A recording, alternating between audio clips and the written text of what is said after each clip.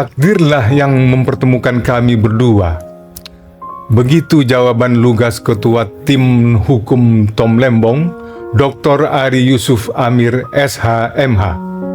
Beberapa hari terakhir ini, ia memang menjadi salah satu orang yang paling banyak disebut dalam kasus Tom Lembong. Wajahnya dalam setahun terakhir ini, terutama sejak ajang Pilpres 2024, akrab menghiasi media massa. Kilatan lampu blitz dan sorotan kamera terus tertuju padanya. Saya dan Pak Tom pertama kali berjumpa pada ajang Pilpres 2024.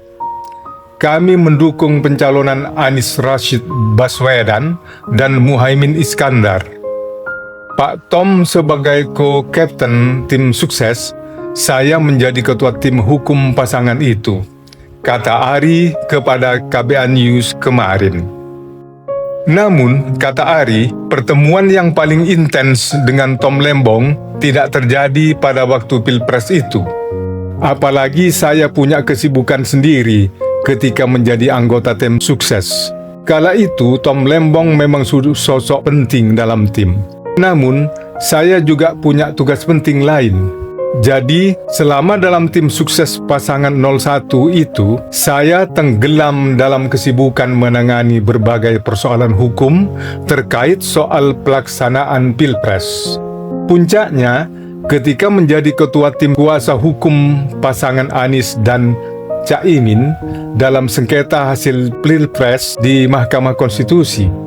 Dalam sidang itu, kami dalam posisi kalah, namun terhormat, kata Ari Yusuf tegas. Usai ajang Pilpres 2024 yang kemudian Tom Lembong didakwa dan ditahan oleh kejaksaan dalam kasus impor gula, komunikasi antara keduanya makin intens. Pak Tom usai diperiksa dan kemudian ditahan tanpa didampingi kuasa hukum. Lalu, dia menguasakan pendampingan hukumnya kepada saya. Kala itu, Tom Lembong masih benar-benar orang lurus dan lugu yang tidak tahu apa-apa soal hak hukumnya. Dia menerima begitu saja diperiksa dan ditahan kejaksaan tanpa didampingi pengacara. Tom Lembong pada awal kasusnya termasuk warga negara yang buta hukum. Nah, ketika kemudian bertemu Pak Tom di dalam tahanan, ia meminta saya menjadi pengacaranya. Namun saya kala itu, sebelum menyatakan bersedia balik, bertanya, apakah Tom bersedia jujur terkait kasus dugaan korupsi impor gula? Tom menyatakan bersedia, dan dengan tegas mengatakan tidak melakukan tindakan seperti yang dituduhkan. Semua dikerjakan penuh amanah dan sesuai kebijakan serta profesional.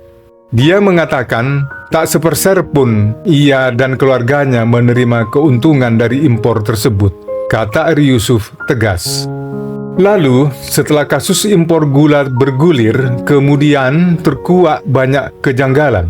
Misalnya ketika Tom Lembong kepada Ari kemudian mengaku bahwa sebenarnya dia sudah tahu dibidik kasus hukum sejak ajang Pilpres 2024 oleh pihak yang kala itu menjadi penguasa.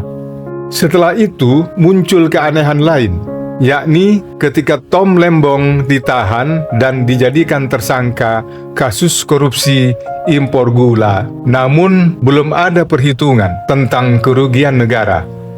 Bayangkan, sudah 10 tahun ini tak ada perhitungan soal kerugian keuangan negara dari lembaga resmi seperti BPK. Bahkan, laporan keuangan di lembaga itu pada tahun itu menyatakan tidak ada masalah. Tiba-tiba dia jadi tersangka. Hal aneh lainnya, ketika fakta pengadilan mengatakan audit BPKP terkait kasus impor gula baru dilakukan 19 Januari 2025. Padahal saat itu Tom Lembong sudah ditahan, katanya.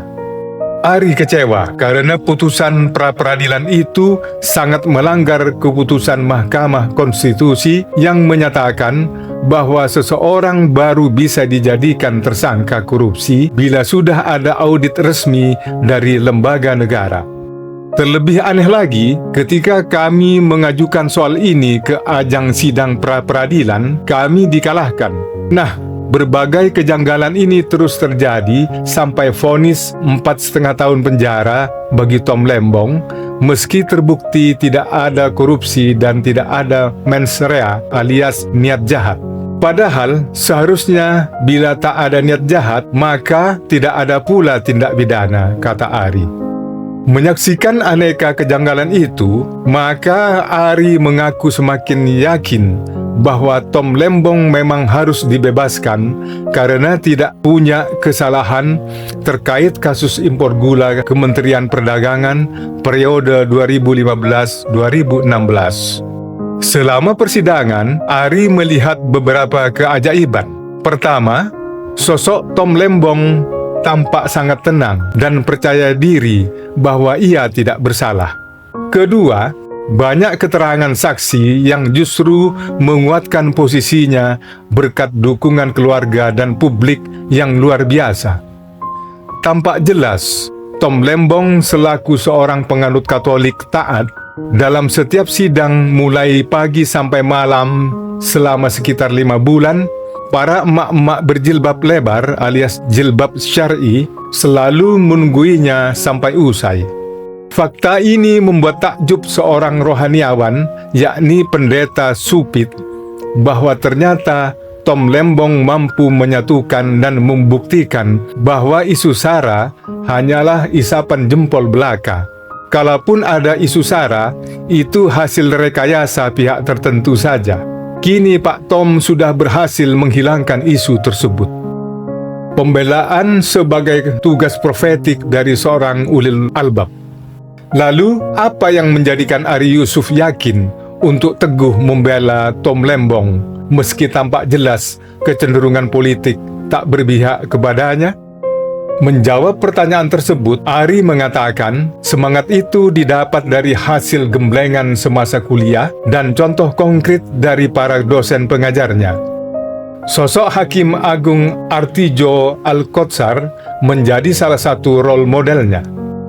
Pendidikan di Universitas Alma Mater kami yang didirikan oleh para bapak bangsa beberapa bulan sebelum Indonesia merdeka selalu mendidik kami agar menjadi ulil albab atau manusia paripurna yang selalu dekat dan memikirkan penciptaan langit dan bumi serta kebesaran Tuhan, baik sendiri atau bersama orang lain, atau ketika saat terjaga maupun dalam keadaan berbaring alias tidur, kata Ari, yang juga Ketua Umum DPP Ikatan Keluarga Alumni UII atau IKA UII Yogyakarta ini.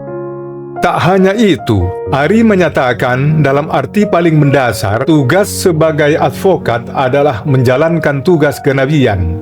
Pengacara harus menyadari bahwa dia juga menjalankan tugas kenabian, yakni menyeru agar setiap orang setia pada nilai kemanusiaan, liberasi, dan transendensi, yakni agar semua saling menasihati dalam kebaikan, saling memperingatkan agar menjauhi perbuatan mungkar, serta menegakkan keadilan dan berserah diri kepada Allah. Itulah jalan hidup kenabian yang dahulu digagas oleh almarhum Profesor Dr. Kunto Wijoyo. Itulah salah satu pegangan saya dan juga berusaha menjalankan pesan dari para pendiri UII untuk selalu mencintai dan berkorban untuk bangsa dan negara. Kami harap ke depan pernyataan Bung Hatta bahwa dirinya menjumpai zaman yang besar tapi hanya menemukan sosok manusia kerdil tak terjadi lagi di Indonesia, kata Ari Yusuf Amir.